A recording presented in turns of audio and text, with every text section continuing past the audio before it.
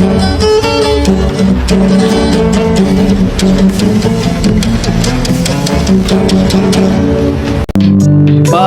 kanino ba ang batas na sinasabi nila? Para kanino ba ang batas na nilikha?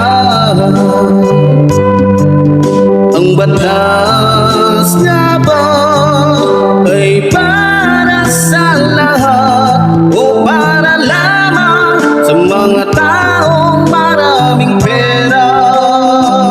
Okay, magandang araw Pilipinas. Muli nandito na naman po yung lingkod, Epipanyo Labrador, dito po sa ating programang Reaction Mo, Birada Ko. At syempre, bago po tayo mag-upisa mga minamahal ko mga kababayan, binabati muna po natin ang ating mga kababayan Luzon, Visayas, Mindanao, na lagi po natin nakakasama sa bawat araw po na tayo po mayroong mahalaga pinag-uusapan dito po sa ating programang Reaction Mo, Birada Ko, maging sa ating mga kababayan sa abroad, na lagi po natin nakakasama sa bawat araw po na tayo po mayroong mga mahalaga pinag-uusapan dito sa ating programa. At syempre, ang ating minamahal na Pangulong Ferdinand Marcos Jr., maging ating minamahal na House Speaker Martin Romualdez, maging ang ating minamahal na First Lady Liza Araneta Marcos. Okay, dumako muna po tayo sa shoutout, no? Papasalamat po tayo sa ating mga kababayan, larong-lalo na po kay Loreto Toble 5266. So salamat po sa thanks na binigay ninyo, kapatid. Siyempre, sa ating mga kababayan po, no, kasi marami pong nag-message sa akin. Sa totoo lang, yung akin po kasing messenger, di ko po maintindihan kung anong nangyayari. Lagi pong hahack. So, hindi ko alam kung bakit. So, ganun pa man, makakagawa po tayo ng bago. Alam ko, maraming mga kababayan natin na nagtatanong na, nag-aalala na. So, yung iba naman, nagme-message po dito sa sa ating comment section. So nag-aalala na sila, gusto nilang magbigay ng tulong. So hindi sila makakontak sa akin dahil nga wala na yung messenger ko eh. So ganun pa man, dito po sa ating screen yan, dito po yung ating GCash. So pwede po kayo magpadala dyan. So kung sakali man po na makakagawa po ko ng messenger, pagpapatulong na lang po ko at sana hindi na uli ma-hack, no? So ganun pa man, salamat po sa inyo dahil sa totoo lang kailangan ko po talaga ng tulong dahil ang akin pong sinasahod dito sa YouTube ay hindi po talaga sapat, no? Sa sitwasyon po namin ngayon, napakahirap po dahil sa hindi po kami masyadong makalabas. Pamilya ko, anak ko, syempre yung sitwasyon natin, so medyo komplikado po. Kaya need po talaga ng yung lingkod, lalong-lalo na po doon sa mga PBBM supporters, Epipanyo supporters. Need ko po talaga ng tulong ninyo sa mga panahon na ito. So, sana po ay hindi po ko mapahiya at sana po ay matanggap ko ang iyong suporta, no? Dahil tulad nga po ng sinasabi ko, hindi po tayo bayarang vlogger na mayroong amo na nagpapasweldo sa atin kada buwan. So wala po tayo natatanggap na ni pisong duling sa ating Pangulo o sa ating minamahal na House Speaker Martin Romualdez. So dahil nga po sa wala naman talaga, kasi sabi nga ng iba, kaya daw ako nagsasalita dahil ako'y binabayaran. Hindi po totoo yan. Dahil kung ako po talaga ay bayad ni Pangulong Ferdinand Marcos Jr. at ni Romualdez, hindi ko na po siguro kailangan pa ng tulong ninyo dahil may sapat naman po siguro silang kayang ibigay sa akin. Pero ganun pa man, umaasa po ako sa inyong suporta, sa inyong lingkod, Epipanyo Labrador. So binabati din po natin si Grace Evangelista, 7152. So magandang araw sa iyo, kapatid. Okay, ang oras po natin ngayon ay ganap ng 1:00 ng hapon. Araw po ng Linggo, April 13, taong kasalukuyan 2025. Okay, sa oras po ito mga minamahal ko mga kababayan ay pag-uusapan po natin ito pong si Hanilet, nakabit ni Rodrigo Roa Duterte, na kung saan ay kulubot na ang pagmumuka, na kung saan yung pagmumukha nito ay kamukha po ng puwet ni Digongyo. Naging viral po kasi ngayon yung ano at naging usap-usapan po yung pag-congrats niya sa ating mahal na Pangulo na kung saan yung kanya pong pagko-congrats sa ating mahal na Pangulo ay pambubuli po, no? So sabi niya doon sa video niya, kung di ako nagkakamali, kino-congrats niya yung ating mahal na Pangulo dahil sa may nangyari daw na kaguluhan o patayan. So, para po maintindihan natin at mabigyan po natin ng reaksyon, dalawang video po yung ating panonoorin ngayon. Ito po yung video ni Hanilet at video naman po ni Yusika Castro. So, yung kanyang naging sagot dito po sa pambubuli nito pong ni Hanilet na kung saan talagang masasabi talaga natin na walang kasing pangit. Talagang pangit talaga yung pagmumukha nitong gagang ito, no? Sige, ito, panoorin po natin. Congratulations sa Pilipinas. May kinidnap at pinatay na naman. Ganyan ang gusto nyo? Sige, congratulations. Number, di ba nakita mo yung survey sa dalawa sa cities ng Pilipinas ang dangerous place? Congratulations again. Oo, maraming nangyari na. Congratulations, BBM. So yun po yung kanyang pang-iinsulto, no? Na para bang pinapakita niya na masaya siya dahil may nangyayaring kidnapping at patayan, no? So ito po yung pahayag niya o pang-iinsulto niya sa ating mahal na Pangulo na binigyan po agad ng reaksyon binigyan po agad ng kasagutan ng Malacanang sa pamamagitan po ni Secretary Castro. Eto, panoorin po natin yung naging sagot po nitong ni Secretary Castro. Ito, panoorin po natin. Nakakalungkot dahil muli mababanggit na naman natin ang mga kaalyado ni dating Pangulong Duterte. Hindi po ginagawa nakatatawanan ang isang ganitong klaseng sitwasyon. Kaya kay Miss Hanilet Abençania, huwag niyo pong gawin na issue dahil may buhay po ditong nakasalalay, may mga buhay na nawala. Huwag niyong gawing issue ito at gawin niyong katatawanan ang gobyerno. Hindi natin malaman bakit ganon ang naging attitude ni Miss Hanilet. Parang ikinatutuwa pa ba niya na may mga ganitong sitwasyon sa bansa? Hindi ba dapat bilang Pilipino, nagkakaisa tayo upang ang bansa natin ay umangat? Hindi lamang para sa taong bayan at para na rin mapakita natin sa buong mundo na ang Pilipinas at ang mga Filipino ay nagkakaisa. Huwag silang gumawa ng gulo dahil hindi po yan maganda. Huwag nila simulan ang gulo sa pamamagitan ng pagbibigay ng ganitong mga klaseng remarks o pananalita. Ang Pangulo po at ang administrasyon ay kinukundina ang bawat krimen na nangyayari sa bansa.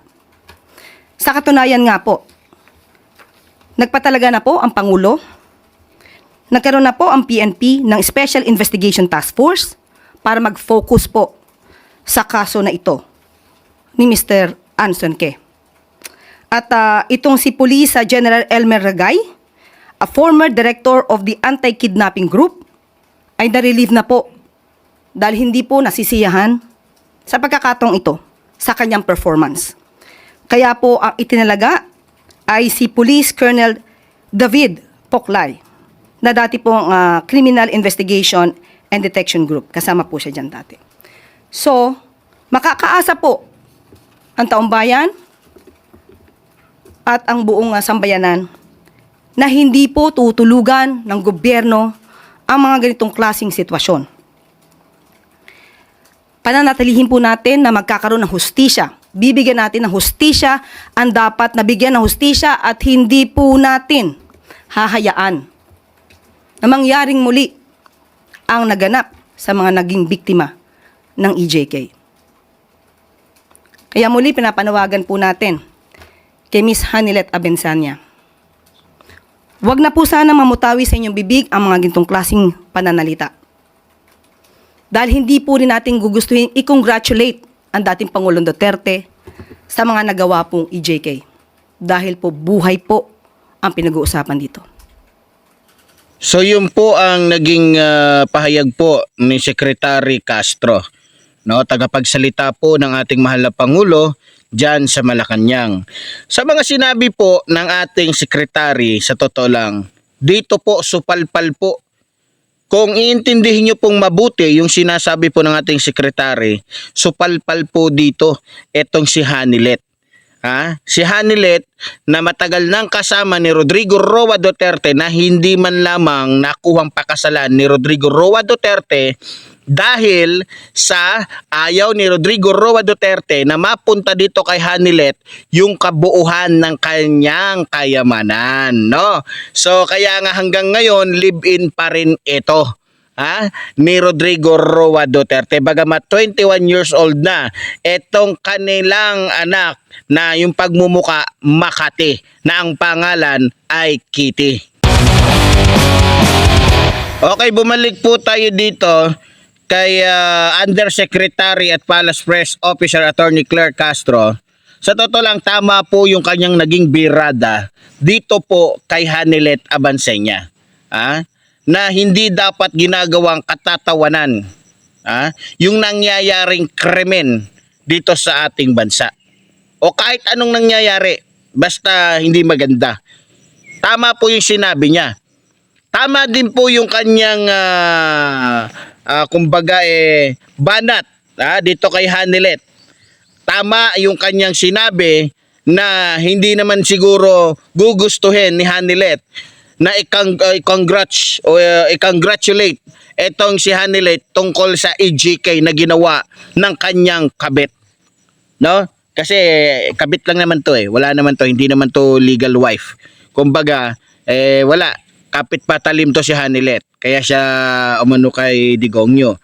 No? So, eto mga minamahal ko mga kababayan, naturuan po agad ng leksyon etong si Hanilet. No? Pag alam nyo, pag nagsalita ito sa Hanilet, hindi niya iniisip talagang bangag talaga to Nakalimutan yata ni Hanilet mga kababayan, na mas maraming krimen na nangyayari noon ng mga panahon na asawa pa niya o yung kabit pa niya ang pangulo ng bansang ito. Baka nakalimutan niya yun, di ba? Nakalimutan niya na mismo sa loob ng Philippine National Police ay may pinatay na, kung di ako nagkakamali, Koreano ba yun? O Chinese national? Basta sa loob mismo ng krami. Nangyari. Tapos pag nagsalita siya, akala mo nung panahon ng asawa niya o nung kabit niya, ni isang krimen walang nangyayari dito sa ating bansa. Patayan dito, patayan doon. 'Di ba? Panahon ng asawa niya, naalala niyo yung sabong? Yung sa online sabong, hanggang ngayon hindi nabigyan ng yung hustisya. Panahon ni Digongyo 'yon. 'Di ba? Mas grabe 'yon. Dahil hindi iisa 'yon, kundi isang dosena mahigit. 'Di ba? Kaya pag nagsalita ito si Hanilet, para bagang ginagawa niyang loko-loko, tanga, bobo, yung mga Pilipino. 'Di ba? Ginagawa niyang tanga. Gusto niyang maging tanga ang mga Pilipino, bobo yung mga Pilipino sa mga sinasabi niya. Na para bagang hindi alam ng mga Pilipino yung nangyayari noong mga panahon na nung kabit pa niya ang pangulo ng ating bansa. Ngayon tatanungin ko kayo. Ikaw mismo Hanilet, ikaw ang pokpok ka. Kung ikukumpara yung mga nangyaring patayan noon at ngayon, kung magiging honest ka lang, kung magiging totoo ka lang, ano ang mas maraming patayan? Ngayon o noon? Baka nakalimutan mo, Hanilet, na ang Pilipinas noon ay amoy patay. Nagmistulang tambakan ng mga taong patay ang bansang ito. Bawat sulok ay may patay. Baka nakalimutan mo, Hanilet, buong bansa, lahat ng Pilipino nangangambang lumabas. Lahat ng Pilipino nangangamba na lumabas ng bahay, baka sila na ang isunod ng mga tagapatay ni Rodrigo Roa Duterte na pumapatay na walang pag-aalinlangan, na kung saan pinapatay sa magustuhan nilang patayin. May kasalanan man o wala. Kabado ang lahat ng Pilipino noon. Ni tumambay sa harap ng kanilang sariling bahay, hindi tumatambay. Ni lumabas sa kanilang sariling bakuran, takot takot silang lumabas. Baka mapagtripan sila ng mga zombies o mga mamamatay tao ng kabit mo. Baka nakalimutan mo yan, Hanilet. Ha? Kaya huwag kang magsalita. Takpan mo yung bunganga mong basa. Ha? Huwag kang magsalita. Dahil nangangamoy pokpok pag nagsasalita ka. Nangangamoy bilas ang babae pag nagsasalita ka. Kaya kung ako sa'yo, manahimik ka. Dahil kahit anong sabihin mo, walang maniniwala sa'yo. Dahil isa ka ring abnormal katulad ng kabit mo. Ngayon, dahil kinukongratulate mo ang aming mahal na Pangulo, gusto ko din i-congratulate yung asawa mo na mag-iisang buwan na dyan sa dahig dahil sa kanyang kasalanan sa taong bayan, sa kanyang kasalanan sa mga Pilipino, sa kanyang kasalanan sa mga taong pinagpapapatay niya na walang kalaban-laban, walang kamalay-malay. Kinukongratulate ko rin kayo, ha? Dahil natapos din yung kasamaan ninyo. Congratulations sa inyo dahil eto na yung inihintay ng taong bayan na mapanagot kayo sa mga kasalanan ninyong mga diputa kayo. Kaya sa susunod, bago ka bumira, siguraduhin mo na kapag bumira kami ay hindi namin malalagpasan o hindi namin matatalo yung mga katulad ninyong matagal nang talunan dahil sa pinananagot na kayo ng batas. Kung ako sa iyo, Hanilet, manahimik ka na lang. Huwag ka nang magsalita dahil wala ka nang magagawa. Kung ako sa iyo, Hanilet, umuwi ka na lamang dito sa Pinas. Ha? Maghanda ka o paghanda mo ng kabaong at lupang malilibingan yung kabit mo dahil dyan na sa dahig magwawakas yung buhay ng kabit mong traidor at tudas. Pero hindi na ako magtataka kung bakit ganyan ang mga banat mo. Yan yung mga banat ng mga taong talunan.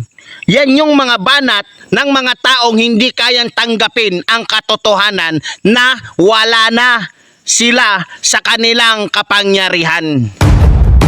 Pero ganoon pa man mga minamahal ko mga kababayan, narinig nyo naman yung sinabi po ng ating tagapagsalita dyan sa Malacanang. Mismo ang ating mahal na Pangulo hindi nagustuhan yung performance nung hepe doon sa lugar na yon. Ha? Kaya pinalitan. Pinalitan, hindi kinunsinte. Hindi katulad nung panahon ni Rodrigo Roa Duterte na yung kanyang mga inappoint, yung kanyang mga kapulisan, kinukonsinti niya. Kahit kitang-kita na yung kamalian, nagiging bulag at bingi siya sa katotohanan. Tama? Hindi katulad ngayon. Magmula sa general, pababa. Kapag nagkaroon ka ng kasalanan, kapag mali ka, hindi ka sumunod sa batas, inaabuso mo ang iyong kapangyarihan, tanggal ka. Noong panahon ni Rodrigo Roa Duterte, salita lang yung marami sa kanya. Pero walang mga pulis na abusadong marami ang natanggal. Sa halip, mas lalo pang naging abusado. At nagamit niya sa kanyang AGK. Nagamit niya sa kanyang katarantaduhan. Nagamit niya sa kanyang pagpapapatay sa mga Pilipinong walang kamalay-malay.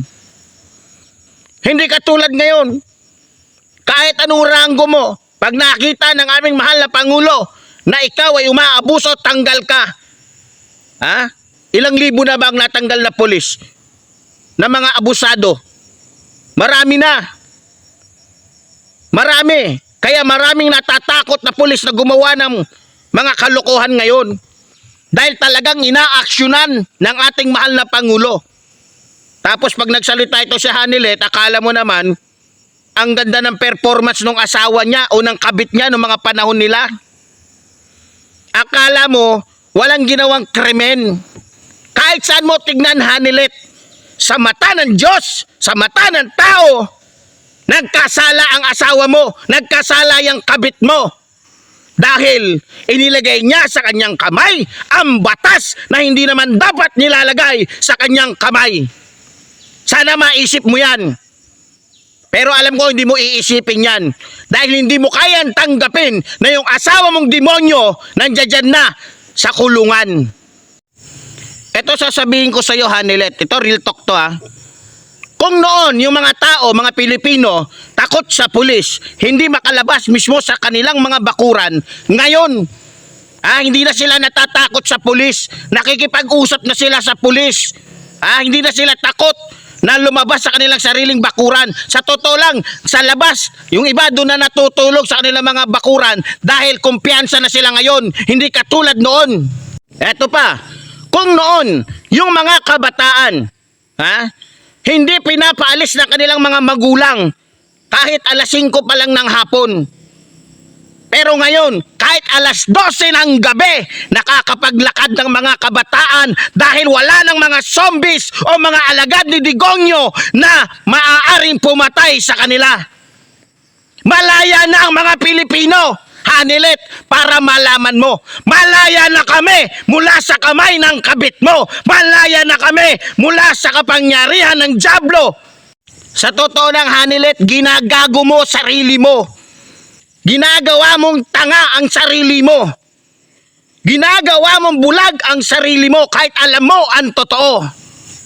Bakit hindi mo pagmasdan ang mga Pilipino sa bansang ito? Bakit hindi mo tignan yung kaibahan noon at ngayon? Bakit hindi mo kayang tignan ang pagkakaiba noon at ngayon? Dahil nagbubulag-bulagan ka. Dahil hindi mo matanggap sa sarili mo na mas magaling ang aming mahal na Pangulo kesa sa kabit mong traidor na tuta ng China. Kaya kung ako sa iyo, Hanilet, lalong-lalo na sa mga DDS supporters, tanggapin nyo na lang na patay nang uuwi sa bansang ito yung Panginoon ninyo. May congratulations ka pang nalalaman, Hanilet. So, sa'yo din, congratulations dahil mawawalan ka na ng kabit. Kaya payo ko sa'yo, huwag ka naman magagalit. Huwag ka nang magsungit kasi lalo ka lang pumapangit. Nagmumukha kang yagit. Alam naman namin kaya kayo ganyan dahil kayo inggit. Pero ganun pa man, naiintindihan namin kayo. Ganun talaga yung mga talunan. Okay, sa ating mga kababayan, ganun talaga, nakita nyo naman, di ba?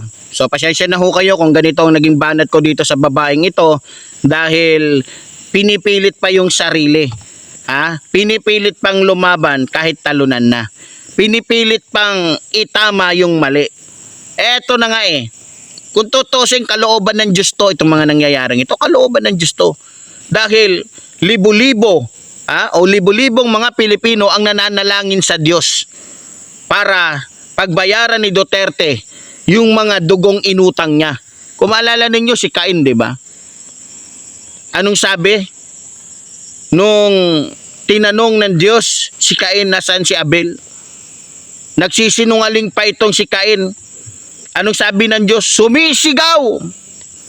Humingi ng katarungan yung dugo ni Abel. So, naniniwala ako, ganun din. Sumisigaw sa Diyos yung lahat ng mga pinapatay ni Rodrigo Roa Duterte na walang kamalay-malay, walang kalaban-laban. Kaya, ganun pa man, ganun talaga yung ating mga kalaban. Hindi na natin pagtatakahan yan. Ganun yung kanilang mga estilo at ganun ang labanan dito sa ating bansa. Pero ganun pa man, tayo po'y laging nasa likuran at sumusuporta po sa ating mahal na Pangulo. Kaya tayo po ay patuloy na sumuporta sa kanya.